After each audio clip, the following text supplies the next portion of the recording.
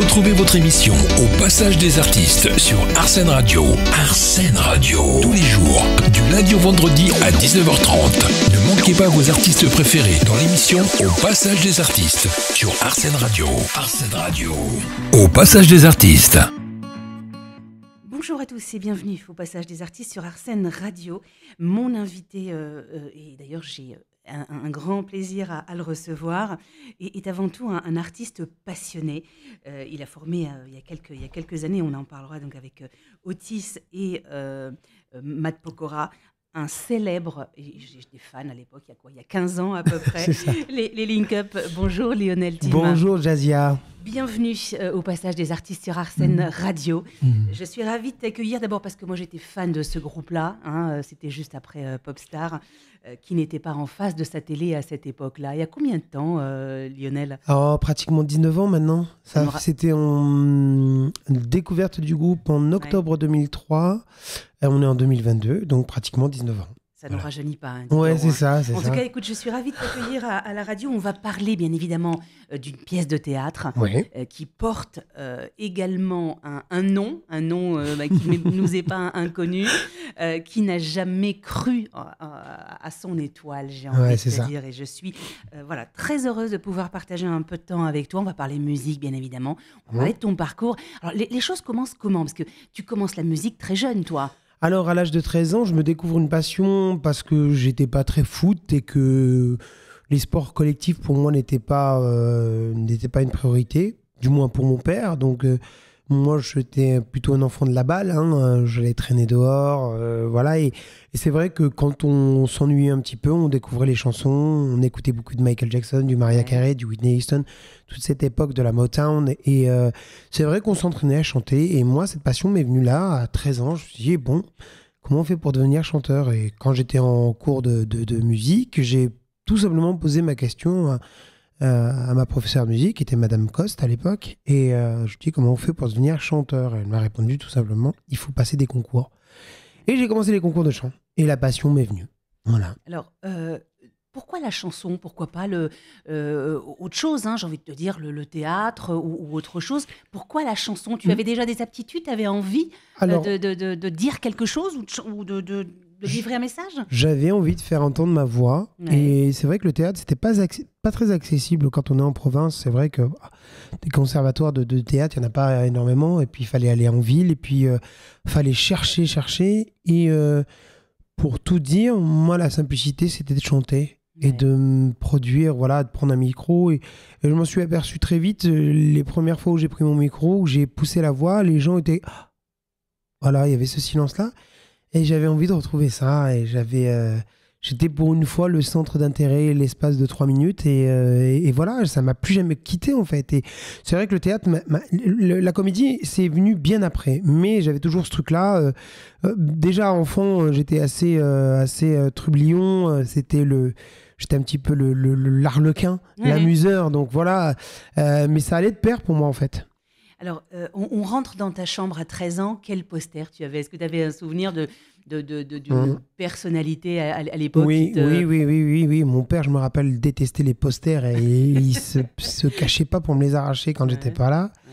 Mais je me suis battu des tas d'années. Mais j'avais 2 posters, je me rappelle à toute ma vie. C'était Michael Jackson, et Charlie Chaplin.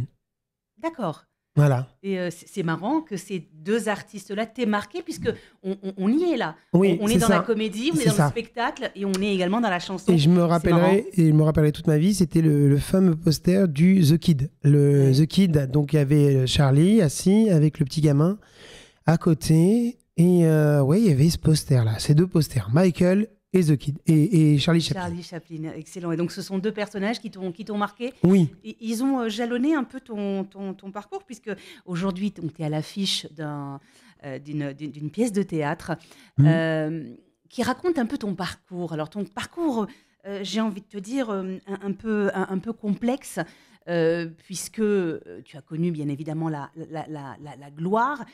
C'est difficile quand on est dans quand on arrive dans un télécrochet, on est très jeune, on est rempli d'espoir bien évidemment, on a tous des passions, des choses qu'on a envie de réaliser, et puis ça marche. C'est ça qui est extraordinaire. C'est ça.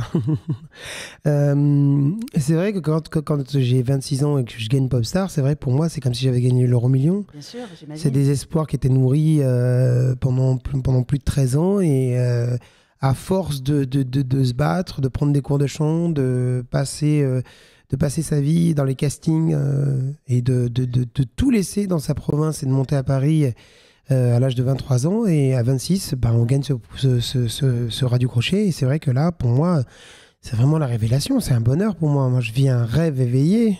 Je découvre les plateaux télé, je découvre les coulisses, je découvre la prod. On vient me chercher en voiture, j'ai un chauffeur. Waouh, à 26 ans, c'est compliqué de gérer tout ça, parce qu'on a l'impression qu'on est le roi du monde et que ça ne s'arrêtera jamais. Alors, j'avais un avantage, c'est que j'avais 26 ans, je n'avais pas 18 ans. Ouais. Donc, j'avais quand même l'esprit bien affûté. Mûri, en tout cas, oui. Voilà, j'étais pas non plus un novice. Et puis je savais qu'il fallait faire attention. Mais même malgré les attentions, même malgré on me disait de faire attention, de ne pas cramer votre argent trop rapidement, de ne pas vous brûler les ailes. Même après ça, ça a été compliqué. Moi j'ai vécu rapidement 2 ans de bonheur. Je me suffisait que de ça. Moi, j'avais besoin que d'une seule chose, c'était la scène, les projecteurs, la lumière, et de pouvoir faire mon métier, d'aller chanter en studio, de découvrir des maquettes, de me dire, tiens, ce serait bien pour la prochaine album. Mais j'ai pas eu l'occasion de le faire. Ouais. Voilà. Mais j'ai envie de te dire, rien n'est encore trop tard, de toute façon. Donc voilà, on va en parler d'ailleurs. On va se faire une interview très optimiste. Oui, bien sûr. J'ai envie parce que effectivement, on a tendance à tomber dans l'obscur très vite. Et comme aujourd'hui, ton spectacle tourne autour de ton étoile, on va la faire briller, si tu veux bien. Dis-moi, alors... tes parents ont réagi comment? Parce que je sais que généralement, les parents n'aiment pas beaucoup le domaine artistique. Alors... Il y en a beaucoup d'ailleurs qui n'étaient pas d'accord avec leurs enfants qui ont fait ce choix. Tes parents ont réagi comment? Alors moi, ma mère, elle a toujours été fière de moi. Ouais. Et c'est la seule personne qui m'ouvrait la porte quand mon père m'empêchait de sortir. Parce que moi, j'ai une famille d'orientale et mon père est né à Alger, ma mère à Oran. Ma mère m'a toujours soutenu, m'a toujours ouvert la porte pour que j'aille faire les concours de chant. Elle a été très fière de moi. Voilà, ça c'est sûr. Mon père, lui, est beaucoup plus pragmatique et il aurait préféré que je sois fonctionnaire et que j'ai un travail stable. Et pour lui, c'était pas un boulot. Et toujours maintenant, ils sont fous en fait que je fasse la télé, du théâtre. Pour lui, c'est un travail qui n'est pas... Qui n'est pas sérieux. Qui n'est pas sérieux, qui n'est pas humble, qui n'est pas... Pour lui, c'est pas un travail. C'est pas prestigieux. En fait. Oui, c'est pas un travail prestigieux. Il aurait préféré que je sois gendarme, commissaire... travailler au centre des impôts, je pense que ça leur aurait plus plu que je sois fonctionnaire ou agent de la poste qu'artiste. Voilà. Bon, écoute, tu restes quand même artiste, bien évidemment. Alors, comment ça se passe, ce déchantement, j'ai envie de dire, parce que dans ce milieu, il est bien évidemment assez éphémère. On tombe dans l'oubli très vite. Et toi, tu l'expliques à un moment donné en disant le téléphone ne sonne plus. Et c'est c'est comme une fièvre en fait. C'est l'un des symptômes où tu te dis ah tiens, il y a quelque chose qui a changé. Oui, du jour au lendemain, moi je le dis ouvertement maintenant, mais ça m'était difficile d'en parler auparavant. Mais c'est vrai que du jour au lendemain, mon téléphone n'a plus sonné et j'ai senti une distance naître entre moi et mes chargés de prod. Moi, comme vous me voyez maintenant, j'ai pas changé en fait. Moi, j'étais le jeune enfant, le jeune ado plein d'entrain. J'allais voir tout le monde au bureau, j'offrais des chocolats, des bonbons. Non mais ouais, je suis comme ça moi. Et voilà, quand j'aime les gens, on travaille ensemble. J'ai toujours des petites attentions pour chacun. Mais j'ai senti honnêtement un changement de direction. Tiens, faut plus le laisser rentrer aussi facilement. On le fait attendre dans la réception. Avant, non, t'es numéro 1 du classement, tu rentres comme dans un moulin chez M6, Interaction, et tu tapes la bise à tout le monde. Et comment ça va, Lionel? Et c'est super, t'as vu, ça cartonne, c'est super. Et du jour au lendemain, écoute, au revoir, on te fait attendre. On te fait attendre une demi-heure où on dit qu'on n'a pas le temps, on n'a pas rendez-vous avec toi, prends rendez-vous, tu mets un mois avant d'avoir un rendez-vous. Non, mais oui, ça a changé, oui. Et que ceux qui l'entendent, ils osent me dire le contraire. Et ça se gère comment quand on est presque dans la lumière, enfin on est pratiquement dans la lumière, on brille, on se dit ça y est, on va toucher le bout de son rêve, on va toucher son rêve d'ailleurs du bout des doigts. Et comment ça se gère ensuite, cette déception? Avec beaucoup de recul, maintenant, j'ai eu la décence et la présence d'esprit d'aller voir une psy. Je vais aller voir une psy. Ouais, ça fait. Oui, mais ça très longtemps après. Parce qu'après, il faut laisser le temps au temps. Moi, je dis que ce soit dans le bon comme dans le mauvais, faut laisser le temps de descendre au fond pour taper un bon coup et remonter. Chose que j'ai faite. Moi, il n'y a pas de fatalité dans mon parcours. Moi, je suis juste fier, moi, de mon parcours. Et si demain, on me posait la question, est-ce que je ne serais pas à refaire la même chose, je referais la même chose. C'est pas un problème. Parce que j'ai réussi à l'accepter. Mais c'est compliqué parce que tu avais le téléphone qui sonnait, tout le monde s'intéressait à toi, et puis du jour au lendemain, tu tombes dans l'oubli. Alors, tu pars en dépression, tu essaies de t'accrocher à tout ce que tu peux t'accrocher, mais voilà, il faut se laisser couler.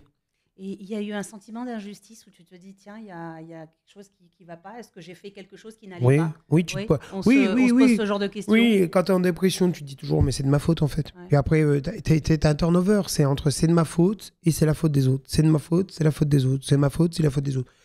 Après, voilà, faut réguler tout ça. Bon, écoute, on va parler, parce que j'ai envie aussi qu'on découvre ta pièce, parce que le cheminement, il s'est fait comment? De la musique vers le...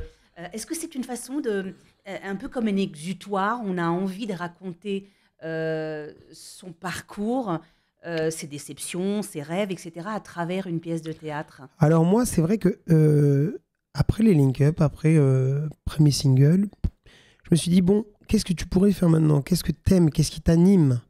Et c'est vrai qu'à chaque fois, moi, j'avais encore un cercle d'amis très, très restreint, mais c'est vrai que je traînais dans les bureaux de Little Big Prod et il y avait toujours cette attachée de presse, cette chargée de production, Nawel, qui me disait, Lionel, t'es comédien. T'es un vrai comédien, il y a un truc qu'il faut que tu fasses. J'allais prendre mes cours de chant, Nathalie Dupuis me disait, mais t'es vraiment comédien, il y a un truc à faire, va le faire. Et de fil en aiguille, je me suis retrouvé avec Bruno Berberès et Jean-Jacques Zilberman à faire un casting. Il y avait 750 candidats. Et puis, je me retrouve dans le quatuor de fin. Alors que j'ai pas d'agent. Que j'ai pas d'agent, que j'ai tapé dans l'œil de Jean-Jacques Zilberman et que finalement, je me retrouve à concourir entre 3 acteurs confirmés. Et moi, je suis là. J'ai pas été pris pour ce film-là, mais il y a un truc en recevant une lettre de Jean-Jacques Zilberman qui était très touchante, qui m'a dit, j'ai découvert un comédien, ne baisse pas les bras, crois en toi, avance, ça va le faire. Et là, je me dis, merde, excusez-moi pour la grossièreté, mais je me dis à un moment donné, ouais, il y a un truc à faire. Et je vais prendre des cours de théâtre. Je commence par la FACT avec Sarah Egerman. Ça me plaît pas trop. Puis après, je retrouve de faire un cursus scolaire beaucoup plus fourni, beaucoup plus intense. Et je fais 2 ans, une première fois à Pygmalion, je paye mes cours. Et puis une deuxième année, je retourne encore une fois 1 an et demi. Donc je fais mon cursus encore une fois et je le finalise. Et là, tu dis, c'est comme le parcours du combattant. Tu dis, bon, il y a peut-être des agents qui vont te repérer, mais personne ne te repère. Tu dis, bon, qu'est-ce que je vais faire? J'ai une image de chanteur de boys band, j'ai une image de pop star. Aucun agent va venir te voir. Et ça porte préjudice après?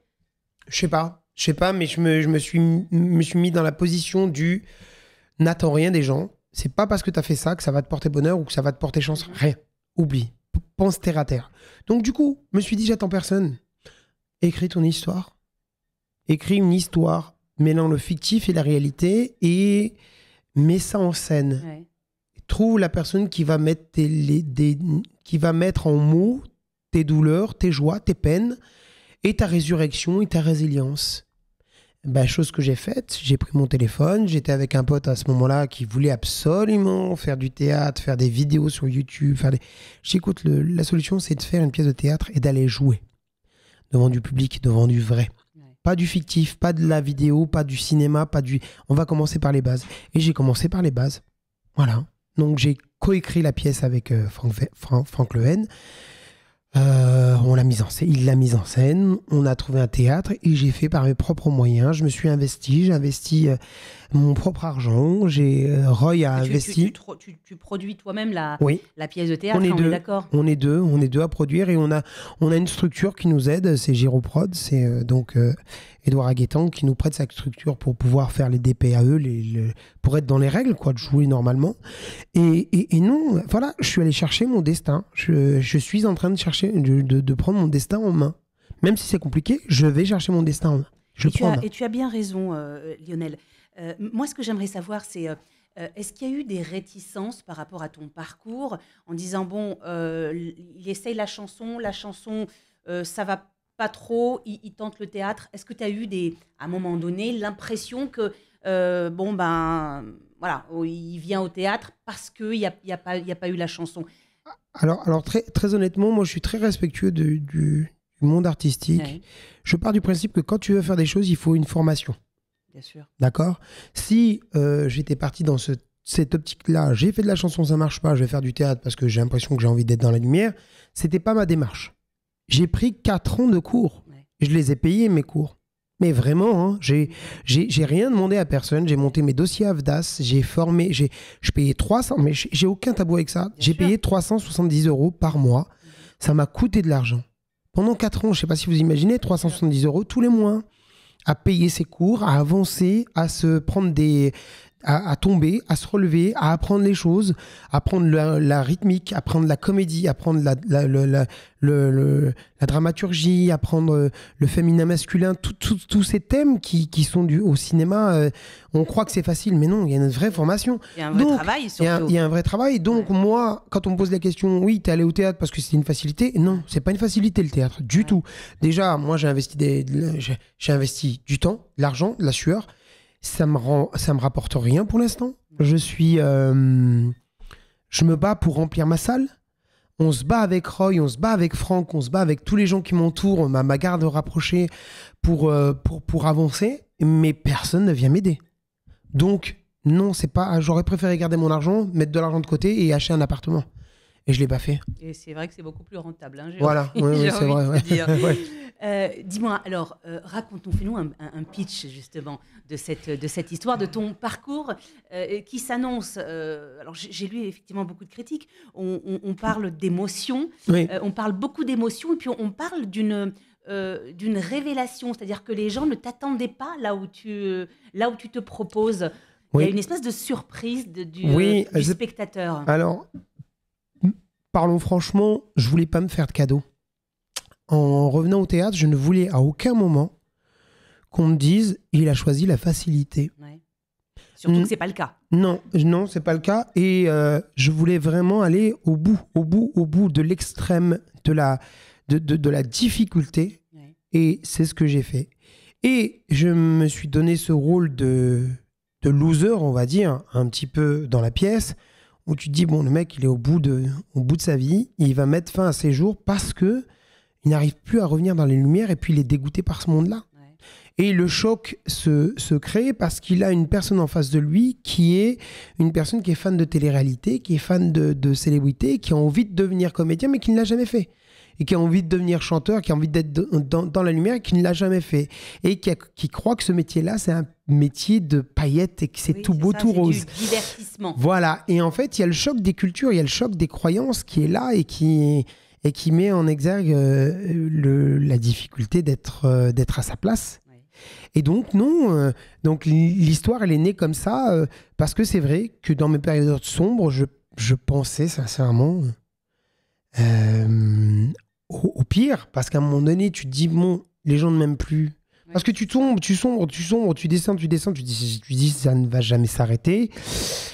Et finalement, à un moment donné, il y a une lumière qui arrive. Tu sais pas d'où elle vient. Il y a une résilience, il y a une beauté dans l'adversité qui est là.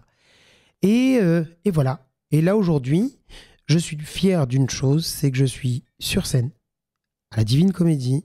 J'ai mon affiche au-dessus du théâtre. J'ai fait un teaser, on a travaillé dessus, on est sur Billet Réduc, on n'a que des bons compliments, hormis quelques récalcitrants. Mais on ne peut pas plaire à tout le monde. Non, on ne peut pas plaire à tout le monde. Alors, c'est vrai que la pièce, c'est pas de la comédie pure, on est d'accord. C'est une tragédie comédie. Voilà. Oui, il y a beaucoup de dérision. Il y a de la dérision, d'autodérision. D'autodérision d'ailleurs. Et à chaque fois, le génie de Franck Lehen, c'est de dégoupiller à chaque fois, de ne pas rester dans le pathos. Et c'est vrai que c'est toujours au fil du rasoir. Et c'est ce qui fait la difficulté du jeu de cette pièce-là, c'est qu'il ne faut pas tomber dans le pathos. Il ne faut pas tomber dans le ringard. Et il y a toujours ce fil du rasoir. Et même quand on joue, il faut jouer. C'est subtil. Et du coup, finalement, quand les gens sortent, ils se disent... On a ri, on a pleuré, on s'est posé des questions et on s'en pose encore. Est-ce que c'est vrai que tu dois... C'est toujours ça. Et je ne vais pas dire, parce que je ne veux pas en parler, mais... Il faudra aller voir la pièce. Voilà. Et c'est vrai qu'à chaque fois, on me demande si c'est vrai. Et moi, je laisse le flou total. Il y a beaucoup de vérité. Il y a beaucoup de fiction. Et je voulais faire je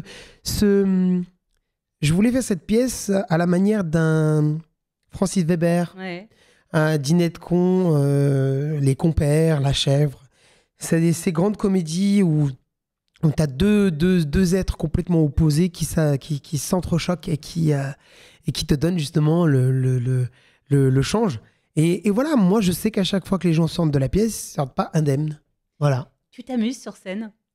Là maintenant, oui. Oui. Là maintenant, oui. Tu joues pratiquement ton propre rôle. Donc oui, c'est pour ça que je vrai. dis, est-ce que ça ne remue pas à chaque fois ?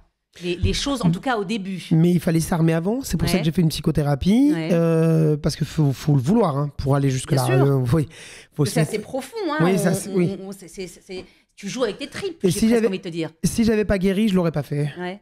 Je l'aurais pas fait parce que oui, c'est vrai que ouverture de rideau, je pleure sur un banc et j'ai un flingue. Donc, ça remue, ça remue certaines choses, bien sûr. Bien sûr que ça remue. Et puis je joue quelques personnages à l'intérieur qui sont pas tendres avec moi, mais faut y aller.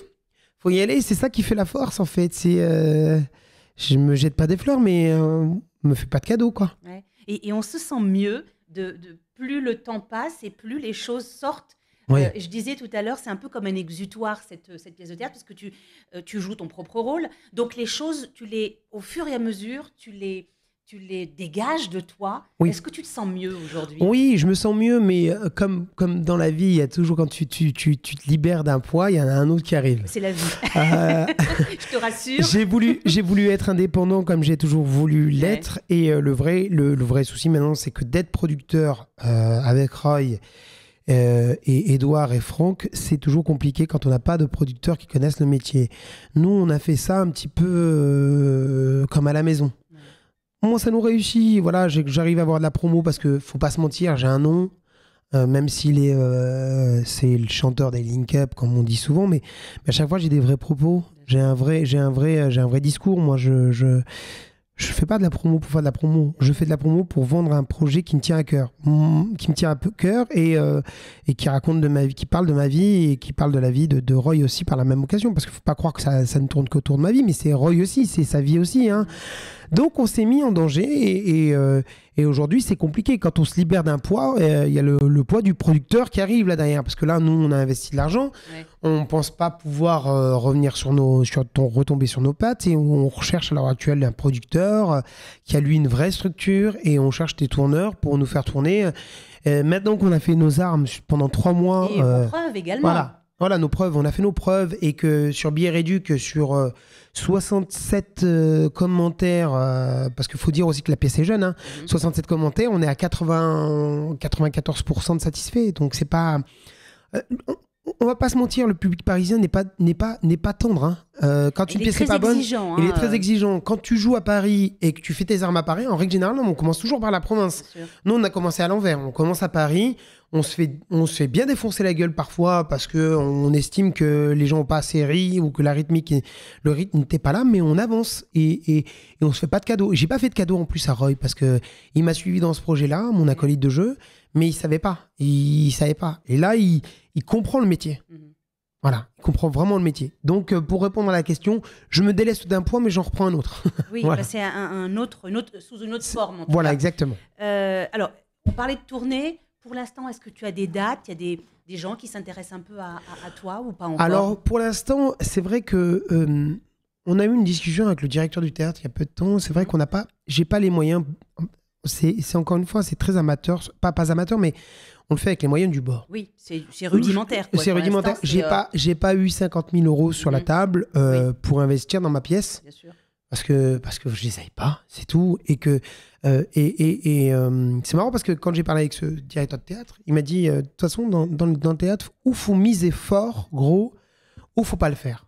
Moi, je suis pas d'accord avec ces choses-là. Sinon, on fait rien. Sinon, voilà. Exactement. Alors, ce sera toujours les mêmes qui vont être sur scène. Exactement. Donc moi, j'ai pris mon courage à deux mains. J'ai dit, ok, le minimum qu'on doit investir là-dedans, c'est combien?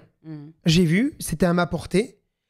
Je suis allé chercher le financement. C'est quoi le minimum pour investir quand on a envie de... Voilà, on démarre de rien, on n'a pas le budget, on n'a pas la promo, on n'a rien. Je vous ai parlé de 50 000 euros. Oui.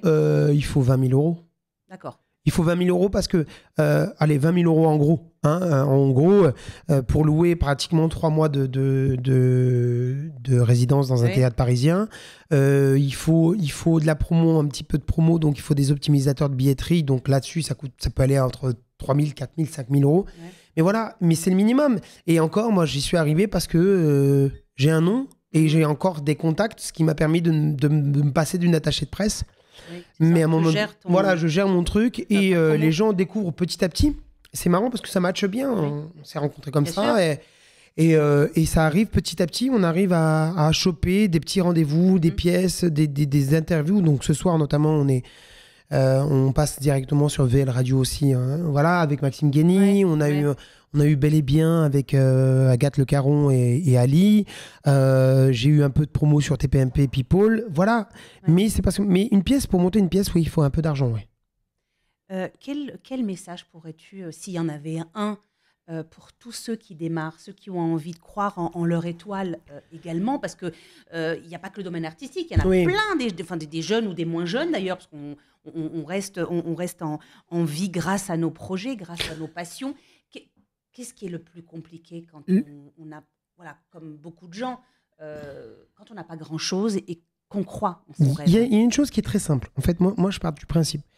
Si tu veux devenir chanteur, intéresse-toi à la musique et pas à la facilité. Si tu veux devenir chanteur, ne t'intéresse pas aux strass et aux paillettes, intéresse-toi à la musicalité et ce qui te fait vibrer.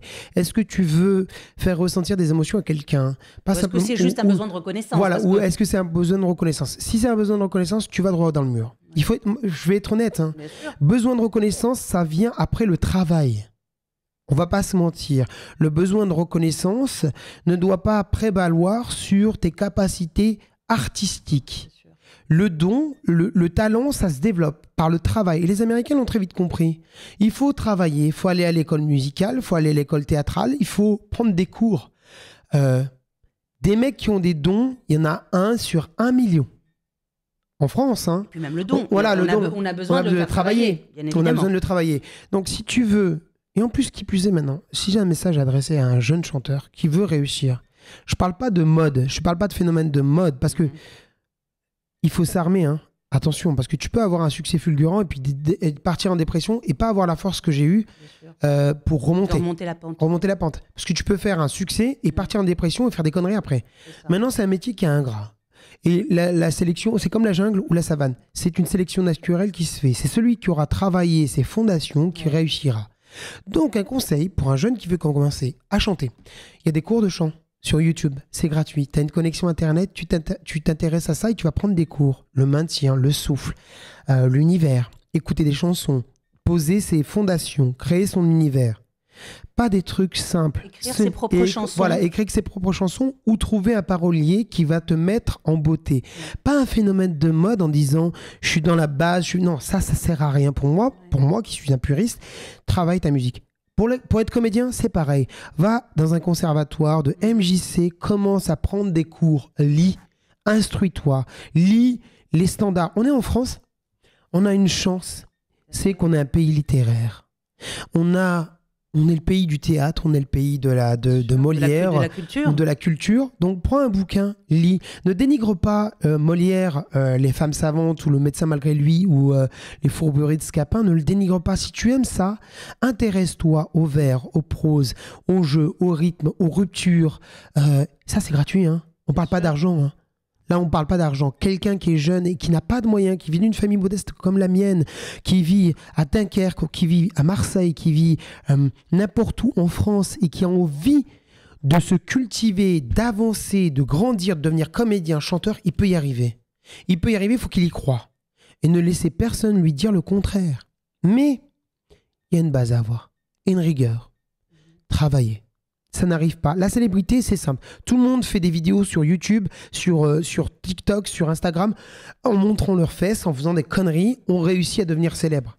Mais il faut savoir ce qu'on veut dans la vie. Est-ce qu'on veut devenir chanteur, comédien, comme Vincent Cassel, comme Romain Duris, comme Feu Gaspard Ulliel, comme la nouvelle génération, Tahar Rahim, tout ça. Ils ont pris des cours.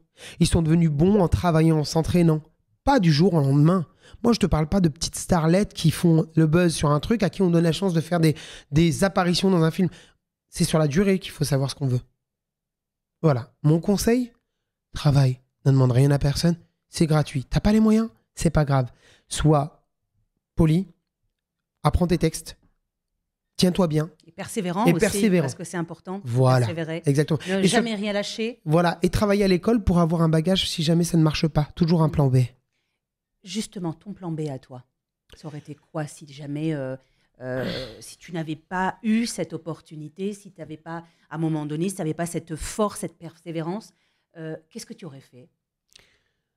Je crois que c'est dans ma personnalité. Je suis quelqu'un qui travaille, qui n'a pas peur de mettre sa main, de se mouiller, de mettre sa main dans le cambouis. J'aurais fait tous les boulots possibles pour maintenir ma dignité et voilà. J'aurais fait autre chose, je sais pas, j'aurais fait organisateur d'événements avec tout l'amour de mon côté artiste qui aurait prévalu sur tout ça, mais j'aurais toujours été passionné dans mon travail. Mais j'avais pas, en fait, cette phrase, je l'oublierai jamais. Si tu commences à penser à un plan B, t'as déjà perdu. Donc donne-toi. Et la vie, elle te portera. J'ai jamais entendu d'histoire où on disait le mec s'est battu jusqu'à sa mort, il n'y est jamais arrivé. Ça prend le temps que ça prend. Voilà, exactement. Et c'est vrai que très souvent, lorsqu'on réussit, les gens n'imaginent pas le chemin parcouru. Oui. Là, par exemple, c'est déplorable. J'ai un exemple. Hein, on parlait de Boudère. Boudère, on le voit cartonner en ce moment, mais Boudère, il a eu des salles de 10 personnes, de 20 personnes. Il y a eu des salles vides où ça rigolait pas. Voilà. Et là, on le voit triompher, remplir des salles de 1000 personnes à Perpignan, à faire doubler ses salles, doubler ses dates. Mais en fait, faut pas oublier, Boudère, il a bossé dur. Comme tous les autres artistes, ils ont bossé dur. Énormément d'artistes. Voilà. Moi, j'avais, il y a 6 ans, j'avais interviewé une humoriste très talentueuse. Lorsque son attaché de presse m'a proposé d'aller la voir, il y avait 5 personnes. 5 personnes aujourd'hui, elle remplit des zéniths. Je ne donnerai pas le nom, mais elle peut être fière de son parcours et de sa persévérance. Donc, effectivement, c'est important de le savoir. Et de le savoir en démarrant, ça peut aider. C'est vrai. Lionel Tim, est-ce que tu peux nous rappeler ta pièce de théâtre? Ça se joue où? À quelle heure? Quel jour? Alors, on joue à la Divine Comédie de rue Saulnier. Ça s'appelle À mon étoile. Les horaires, c'est le vendredi et le samedi à 19h30 et le dimanche à 16h.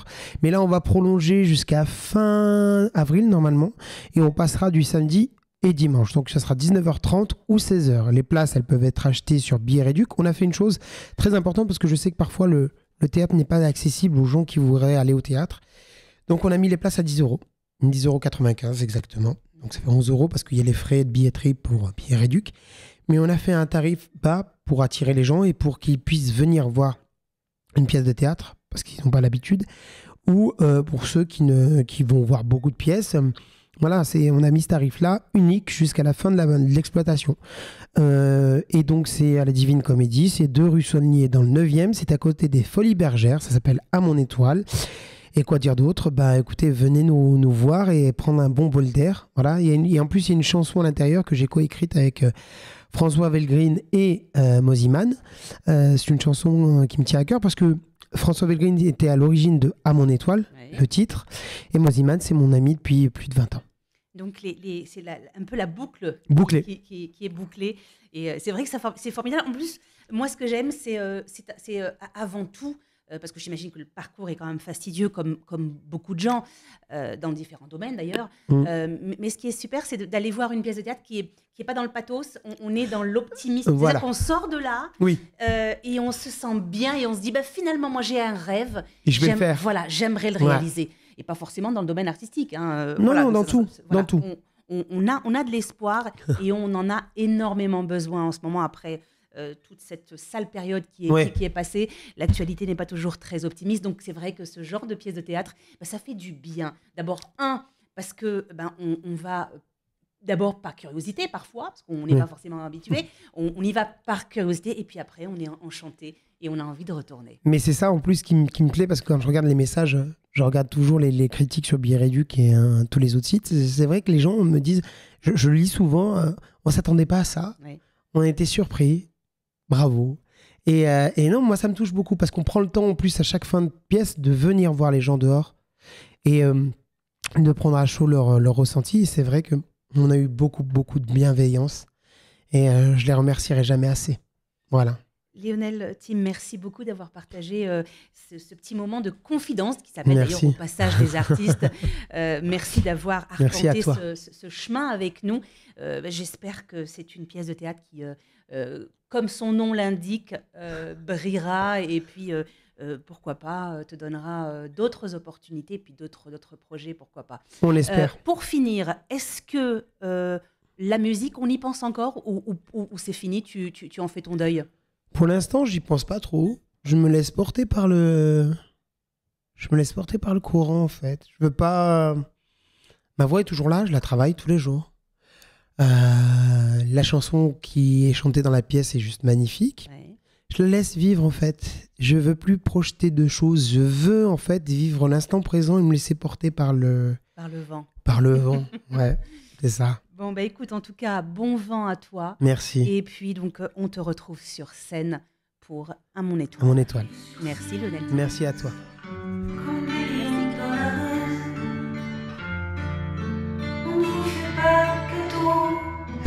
Oh, mais oui, ça y est, je te reconnais. Matt Pokora.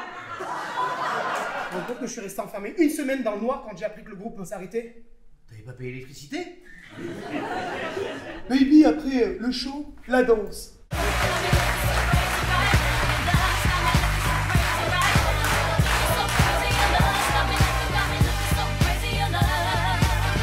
Ça a été si dur que ça? On a marché sur mes rêves, on a marché sur mes rêves, et pourtant, je me remets. Il s'est plus jamais passé autant de choses en une heure que dans toute ma vie. Et je vais pouvoir aller me faire chier avec ma femme une bonne dizaine d'années encore là, hein.